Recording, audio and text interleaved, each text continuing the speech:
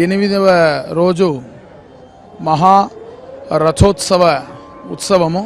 భక్తుల యొక్క మనోరథమును పరిపూర్తి చేసేదానికి శ్రీ పద్మావతి తాయార్ల వారు రథమును అధిరోహించి భక్తుల్ని అనుగ్రహించడానికి తిరుమాడ వీధుల్లో రథోత్సవంలో వస్తున్నారు. ముత్యపు కవచాన్ని సమర్పించుకొని భక్తుల్ని అనుగ్రహిస్తున్నారు.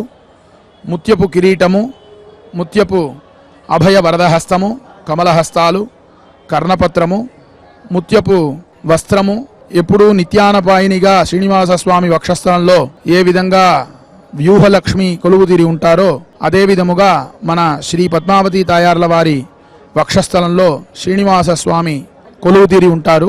మంగళములను ప్రసాదించే పద్మావతి తాయార్ల వారు దివ్యమైన మాంగళ్యమును, పగడాల మాలను, పుష్పమును ధరించి భక్తులను అనుగ్రహిస్తున్నారు.